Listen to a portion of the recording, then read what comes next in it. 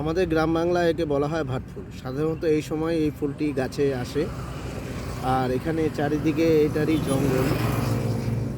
আমাদের সনাতন ধর্মে এই ফুলের একটা বড় ঐতিহ্য আছে।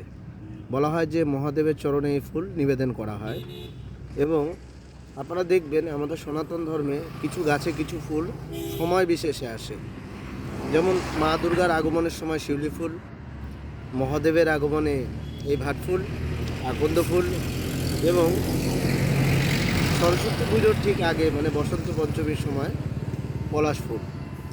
প্রত্যেকটি জিনিস সনাতন এবং সায়েন্স এক বিচিত্র মিল আছে। আপনি দেখবেন এই ফুল সাধারণত কিন্তু এই সময় ফুটে থাকে, আর কিছুদিন পরেই কিন্তু শিবরাত্রি। শিবের মানে মহাদেবের আগমনের আগে দেখবেন প্রত্যেকটি গাছে এই ফুল ফোটে, তার আগে কিন্তু এই ফুল সহজে দেখা যায় না। আর এগুলো এই সৌন্দর্য একমাত্র আমাদের গ্রাম বাংলাতেই দেখতে পারবেন। আমি আজকে একটা নদীর ধারে আসলাম, তো ভাবলাম যে এটা নিয়ে একটা ভিডিও বানাই। হয়তো ভিডিওটা অনেকের ভালো লাগতে নাও পারে, কিন্তু তাও আমার সনাতন ধর্মের ব্যাপারে আমি সবসময় কথা বলবো, কারণ আমি একজন সনাতনী। আর সনাতন ধর্ম সর্বোপরি, আমার ধর্ম শ্রেষ্ঠ ধর্ম।